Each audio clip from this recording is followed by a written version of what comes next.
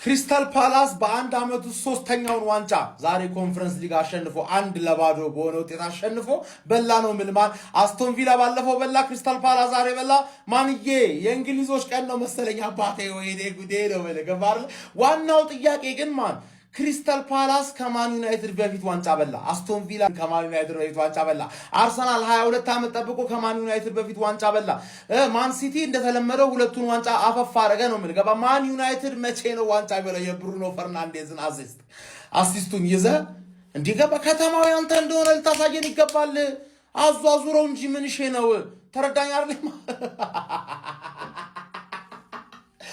አባቴ እስካሁን ድረስ ያልከን ነገር በሙሉ ማን ነው አንተ ላይ ሲመጣብህ ገና ለማን ነው ጠላት ሌሎች ደጋፊዎች የቼልሲ የሊቨርፑል የማን ሲቲ አለማምዳቸዋለሁ ምክንያቱም የሁላችን መሳቂያ ስለሆንሽ ማን ኋላ ስለቀረሽ ኋላ ቀር ኤፍሲ ይሄ ያለኝ ብለሽ ኮሜንት ላይ እናቺ 8-2 እንዳትረሳት እኔ ስለምታቆራኝ 8-2 እንዳትረሻት ማን በቃ ለኔ ደስ የምትል ሜሞሪ ናት አርቴታ የመጣው በዚህ ምክንያት ነው ያራዲ እንግሊዝን ወክለው በአውሮፓ መድረክ ፋይናል ከደረሱት ከሶስቱ ክለቦች መካከል ሁለቱ ዋንጫውን አሳክቷል ከዛ በፊት ግን አካውንት አዲስ ስለሆነ ሁላችሁም ፎሎ እያደረጋችሁ ያኛው አካውንት ስለማይመለስ ማለት ነው ለማንኛውም ግን አርሰናል ብቻ ቀርቷል ማለት ነው መታስተዋውሱ ከሆነ 2022-23 ሲዝን ላይ ሶስት የጣሊያን ቲሞች ፋይናል ደርሰው አንዱም ግን ዋንጫውን ማምጣት አልቻለም ማለት ነው በተቃራኒው ያኔ ሁለቱ ዌስትሃም እና ማንቸስተር ሲቲ ፋይናል ደርሰው ዋንጫውን አምጥተውት ነበር የና ሐሳብ ያነሱበት ሪዝን ምን መሰላችሁ ሆኖ አንዳንድ ሰዎች የጣሊያን ሊግ የተሻለ ነው ምናምን ይላል አምና እንኳን መታስተዋውሱት ነው ቼልሲ እና ቶተናም ነበር ይሄን ውድድር ሁለቱን ውድድር ያሳኩት ጭራሽ ፋይናል የደረሰው ዩሮፓ ሊግ ላይ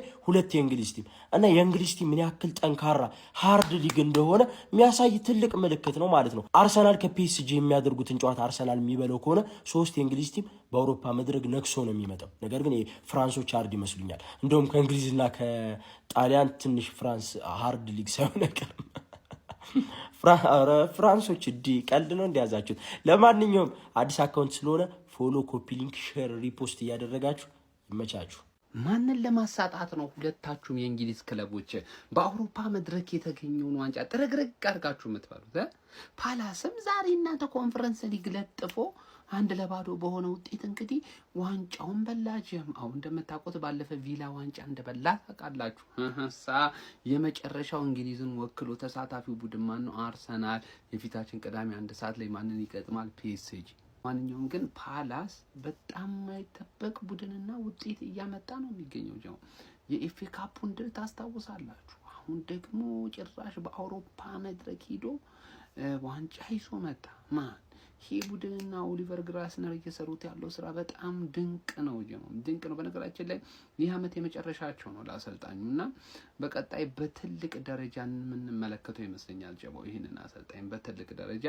እንደገና ፓላስ ላይ ወጣ ያሉ የተወሰኑ ተጫዋቾች አሉ እነሱም የትልቅ ክለቦች እንግዲህ አይን ያርፈባቸዋል ግን የነዚህ ሁለት ክለቦች በአውሮፓ መድረክ ላይ ተወዳድረው እንግሊዝን ወክለው ዋንጫ ይዘው መምጣታቸው ቀላል እንዳይመስል እኛ ላይ ከባድ ጫና ነው የሚያርፍብን ምክንያቱም እኛ ደግሞ ትልቁን ዋንጫ ትልቅ ኃላፊነት ተጥሎብን ይዞብን የመምጣት ግዴታ አለብን ጀው ግን ይዘነው እንመጣ እንዳይደብራችሁ እሺ ፕሪሚየር ሊጋውያን እኛ ዋንጫውን ይዘነው እንመጣለን ክሪስታል ፓላሶች እንግዲህ የዩኤፋ ኮንፈረንስ ሊግን አሸንፈዋል ምን አይነት አቺቭመንት ነው ለዚህ ትንሽ ቡድን ዋው አምና የኤፍኤ ካፕ አሸናፊ ነበሩ ዘንድሮ ደግሞ የዩኤፋ ኮንፈረንስ ሊግ አሸናፊ ሆኗል በሚገርም ስራ ነው የሰራው ይሄ ሰው የክላስ ነው ግን በዚህ ሲዝን መጨረሻ ይለቃል እንደተባለው ከዚህ ዋንጫ በኋላ ይለቃል አሁን ይሄ ቡድን ታያላችሁ እጣ ፈንታው ምን ሊሆን እንደሚችል እንደ ሌስተር ነው የሚሆነው በቃ አሪፍ ስራ ይሰሩ ነው የሆኑ አሰልጣኞች ይመጡና ከዛ በኋላ እንደዚህ አይነት ትንሽ ቲሞች ማስቀጠል ይከብዳቸዋል ብዙ ጊዜ አይተናል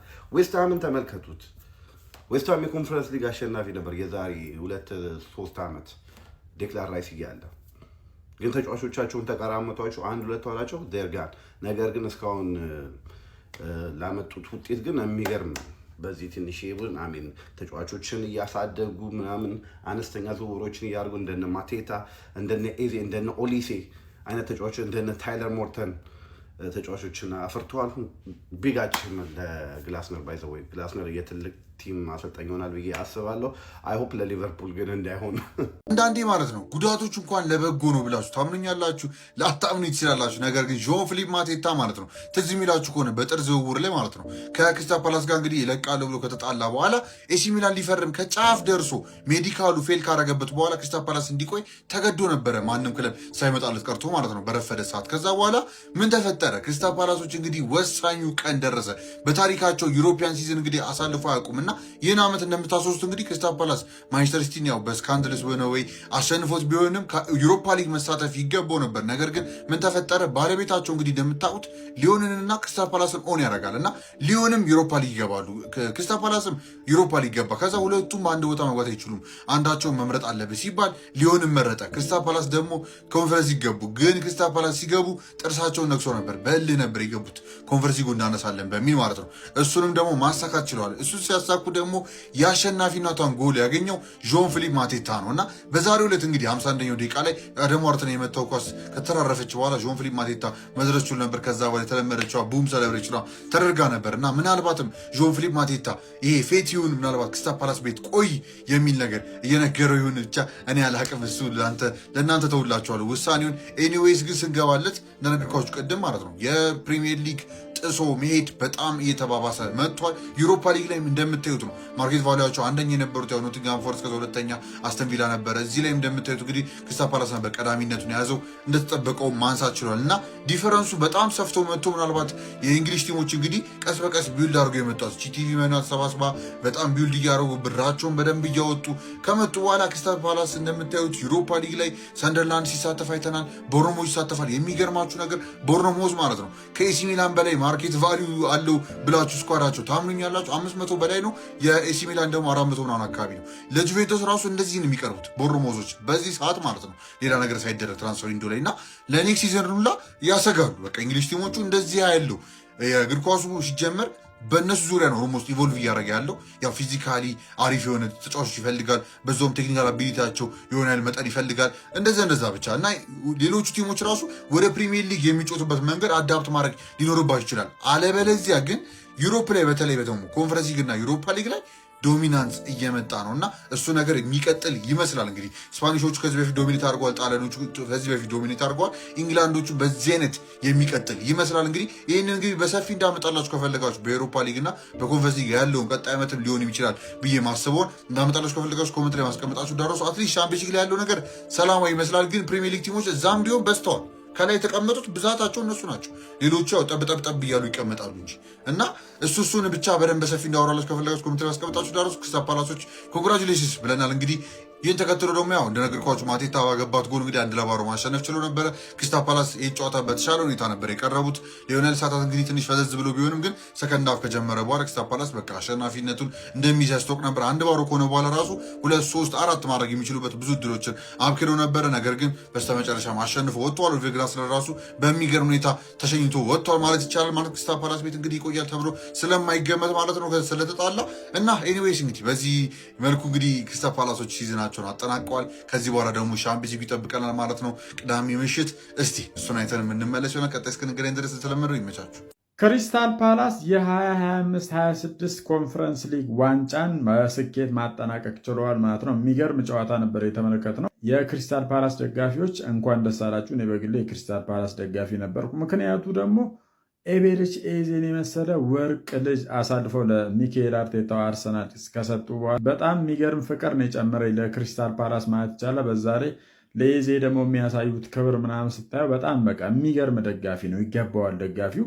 አምና በጣም አስቆጪ የሆነ ወይ እንግዲህ ኤፍ ኤ ካፕን በልተው በቀጥታ ዩሮፓ ሊግ መግባት የነበረባቸውን እድል ይሄ መልቲ ክለብ ባለቤቶች በሚባል መሰረት እንግዲህ ወደ ዩሮፓ ሊግ እንዲገባ ተደርጎ ክሪስታል ፓላስ እንግዲህ ወደታች ወደ ኮንፈረንስ ሊግ ማቅናቱ ይታወቃል። ግን ዞሮ በአቋራጭ አሁንም ቢሆን ኮንፈረንስ ሊግን በልተው ወደሚፈልጉትና አምና ወዳጡት ወደ ዩሮፓ ሊግ መግባታቸውን አረጋግጧል። ለማንኛውም የክሪስታል ፓላስ ደጋፊዎች እንኳን ደስ አላችሁ። ለዚህ አካውንት ቤተሰብ ያልሆናቸው የፕላስ ምልክቷን በመጫን ኮፒ ሊንክ ይደረግ። መልካም። ሌላኛው የለንደን ክለብ ክሪስታል ፓላስ እንግዲህ የኮንፈረንስ ሊግ አሸናፊ ሆኗል። ፈርስት ሃፍ የሚያስጠላ እንቅልፍ የሚያመጣ ጨዋታ ነበር ሲጫወቱ የነበረው። ሰከንድ ሃፍ ላይ ተሻሽለው መጥተው ማቴታ ጎል 1-0 በሆነ ውጤት ጨዋታውን ማሸነፍ ችለዋል። የመጀመሪያው የኢሮፒያን ትሮፊ ነው በነገራችሁ ላይ ክሪስታል ፓላስ ያነሳው። ኦሊቨር ግላስነር 3 ዋንጫዎችን በ2025 ማንሳት ችሏል። መጀመሪያ ላይ ኮሚኒቲ ሺልድ፣ ቀጣይ ኤፍኤ ካፕ፣ አሁን ደግሞ ኮንፈረንስ ሊግ ማለት ነው። ይመቻችሁ። ይህን አካውንት ፎሎ፣ ላይክ፣ ሼር ማድረግ እንዳይረሳ። ፒስ አውት። ክሪስታል ፓላስ የኮንፈረንስ ሊግ ሻምፒዮን መሆናቸውን ዛሬ እንግዲህ አረጋግጠዋል ማለት ነው። ራዮ ቫላካኖ የስፔኑን ክለብ አሸንፈዋል፣ 1-0 ሻምፒዮን ሆነዋል። ክሪስታል ፓላሶችን እንኳን ደስ ያላችሁ ማለት ፈልጋለሁ። እየቋጠርኩላቸውም ነበረ እኔ በበኩሌ።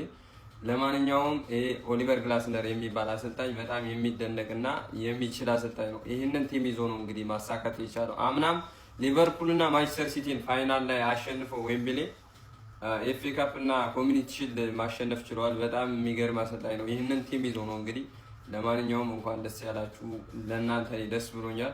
ይህንን ጨዋታ እያየሁ ተመስጬ አንቶኒ ጎርደን ወደ ባርሴሎና ሄር ዊጎ ብለዋል። እንግዲህ ፋብሪዚዮ ክለባችን አርሰናል፣ ሊቨርፑል እና ባየር ሙኒክ የመሳሰሉ ትላልቅ ቡድኖች የሚፈልጉ ነበሩ። ነገ ከነገ ወዲያ እንግዲህ ሜዲካል ቴስት ምናምን እንደሚያደርግ ይጠበቃል ማለት ነው። ለማንኛውም ይመቻችሁ፣ ፎሎ እያደረጋችሁ። ብራቮ ፓላስ፣ ብራቮ ማቴታ። ኮንፈረንስ ሊግ አሸናፊ ሆነዋል ክሪስታል ፓላሶች። እንግዲህ ሁለተኛው የእንግሊዝ ተወካይ ክለብ ዛሬ ድሉን አጣጥሞ እንግዲህ ወደ እንግሊዝ የሚመለስ ይሆናል ማለት ነው። ማቴታ ብቸኛዋንና የማሸነፊያውን ጎል በማስቆጠር እንግዲህ ፓላሶች ኮንፈረንስ ሊግን ከፍ እንዲያደርጉ አግዟቸዋል ማለት ነው። ቀጣይ ተራው የአርሴናል ቅዳሜ ከፒኤስጂ የምናደርገው የቻምፒየንስ ሊግ ጨዋታ እንግዲህ ተጠባቂ ነው። ትልቁን ዋንጫ በክብር ወደ እንግሊዝ እንግዲህ መልሰን የምናመጣ ይሆናል ማለት ነው። ሁለቱ ኃላፊነታቸውን በአግባቡ ተወጥተዋል። የሚቀረው የኛ ነው። እኛም ቅዳሜ ዕለት እንግዲህ በሚገባ በአግባቡ አሸንፈን ትልቁን ዋንጫ ወደ እንግሊዝ ምድር ይዘን የምንመጣ ይሆናል ማለት ነው። ፓላሶች ይገባቸዋል። ፓላሶች በአግባቡ ይገባቸዋል። ተመጣጣኝ ጨዋታን ተመልክቻለሁኝ ከነዛም ከፓላስም ከራዮ ቫልካኖ ማለት ነው። ብቻ ይመቻቸው። ፓላሶች አሸንፈዋል። ኢዜ ኢንኬታ የቀድሞ ልጃችን ኮፒኒንግ ሼር ሪፖስት ፎሎ ማድረግ እንዳይረሳ። ቤተሰብ ከመሸም ቪዲዮ ስለምሰራ ላይክ ሼር ኮፒኒንግ ፎሎ እያደረጋችሁ ለሁሉም ለእግር ኳስ ተመልካች ታደርሱልኛላችሁ ማለት ነው። የኔ ቪዲዮ በጣም ቫይራል መውጣትና ኦትስታንዲንግ ላይ መሆን ጀምሮ ነበርና አሁን ተመልሶ ደግሞ አካውንት ደግሞ መልሶ ቪዲዮ እየገደለብኝ ስለሆነ ኮፒኒንግ እያደረጋችሁልኝ ወደ ቪዲዮ ስመለስ ክሪስታል ፓላስ ከራዮ ቫልካኖ ከተባለች ክለብ ተጫውቶ 1-0 ብቸኛውን ጎል ያስቆጠረው ደግሞ ጆፍሊፕ ማቴታ። እኔ በጣም ነው የሚገርመኝ ይሄ ተጫዋችና ለማንኛውም ያበረች ጎል አስቆጥሮ 1-0 በሆነ ውጤት አሸንፎ የዩሮፕ ኮንፈረንስ ሊግን ዋንጫ ያነሳ ክለብ ሆኗል ማለት ነው። ይሄ ተጫዋች እንግዲህ ለክሪስታል ፓላስ የፋይናል ጨዋታ ላይ ፈረንሳዊ ተጫዋች ሆኖ የክሪስታል ፓላስ ፋይናል ጨዋታ ላይ ብቸኛ ማሸነፊያን ግብ ያስቆጠረ በሚል አዲስ ክብረ ወሰን ለራሱ ጽፏል ማለት ነው። እኔ በጣም ተመቸኝ። ከበሬ ነው። እናንተ ላይክ ሼር ኮፒ ሊንክ ፎሎ እያደረጋችሁ ደስታችሁንና የተለያዩ ነገሮችን መግለጽ ትችላላችሁ ማለት ነው። ብቻ ከመሸ ቪዲዮ ስለሚለቀቅ ኮፒ ሊንክ ማድረግ እንዳረሱ። መልካም አይደል። ክሪስታል ፓላስ የኮንፈረንስ ሊግን ዋንጫ አሸንፎ ማንሳት ችሏል። እንኳን ደስ አላችሁ የክሪስታል ፓላስ ደጋፊዎች።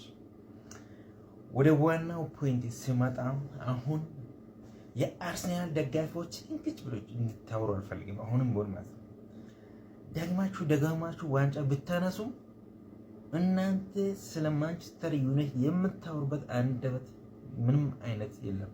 እውነቴን ነው የምላችሁ። በቃ አሁን ነው በየዓመቱ 3 እና 4 ዋንጫ እንደሚያነሳ ክለብ በቃ እቺ የዘንድሮም ፕሪሚየር ሊግ ዋንጫ ስላነሳችሁ ብቻ ዋንጫ ማለት ጀመራችሁ አይደል?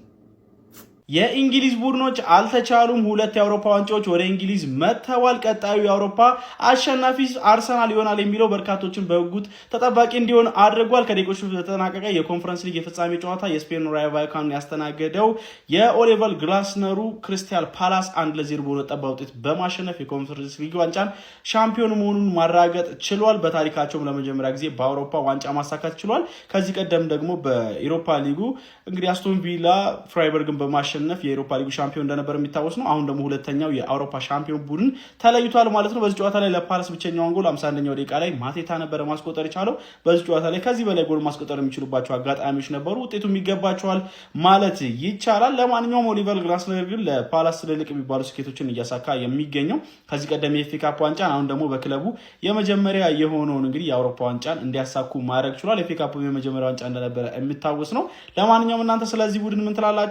በቀጣይስ አርሰናል በአውሮፓ ሻምፒዮንስ ሊግ ፍጻሜ ፓሪስ ሴን ጀርሜንን ድል በማድረግ የእንግሊዝ ቡድኖች ሶስቱንም የአውሮፓ የውድድር መድረኮች ሻምፒዮን በመሆን ታሪክ ይሰሩ ይሆን? ሀሳባችሁን አጋሩኝ። የፕላስ ምልክቱ መጫ እንዳትረሱ።